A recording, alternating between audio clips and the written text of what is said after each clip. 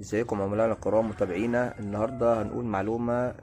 لو تلاجتك ما بتبردش تحت وبتبرد فوق كويس، تلاجتك نفرش وما بتبردش تحت وبتبرد فوق كويس، ايه سبب المشكله دي؟ اولا بيكون في تلج سد مجرى الهواء، المجرى اللي انت مش بتشوفيها والتلج اللي حضرتك مش بتشوفيه. المجرى الهواء ديت بتكون ما بين الصاج الخارجي والبلاستيك الداخلي بتاع الكابينه في النص في الفوم.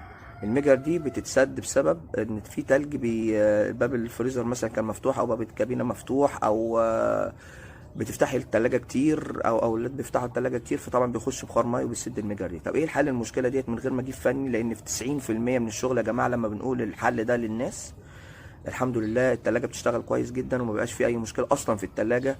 وللاسف برضو في ناس بتجيب فنيين، الفنيين تبص وتعمل شغل ويقول لك غيرنا وغيرنا وغيرنا، ومن الاساس اصلا ما بيكونش فيه مشكله.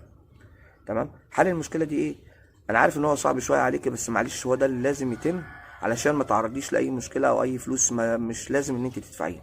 افتحي بيبان التلاجة فوق وتحت، شيلي فيشه التلاجة وافتحي بيبان التلاجة فوق وتحت 24 ساعه.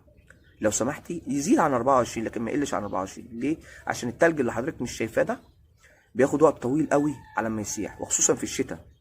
والمشكله دي كمان بتظهر اكتر في الصيف عشان نسبه بخار الميه في الجو بتبقى اكتر. تمام. فيا ريت تفتحي التلاجة اكتر من 24 ساعه، ما يقلش 24 ساعه، ما يقلش عن كده يزيد. هتلاقي التلج اللي في المجر دي كلها ساح، والفايز بتاع تصريف الميه استهلك، والتلاجة اشتغلت معاكي زي الفل وبدون اي صيانه وبدون اي مشاكل وبدون اي قطع غيار وبدون اي غرامات. ولو وده بيحصل في 10% من التلاجات اللي فيها المشكله دي، لو المشكله اتكررت في اقل من اسبوع، لا هنا بقى لازم في فني يجي يبص على التلاجة، يبص على السخانات، يبص على السيرموديسكات، يبص على التايمر او يبص على الكارتة. تمام. وهو اللي يشوف المشكله ده لو المشكله اتكررت في خلال اسبوع. ما اتكررتش وده 90% بيحصل، التلاجة بتشتغل معاكي زي الفل. وممكن تعملي الحركه دي مثلا مره كل شهرين ثلاثه. نهاركم زي الفل. ما تنسوش تعملوا متابعه وتعملوا لنا لايك لو المعلومه بتبقى مفيده. نهاركم زي الفل.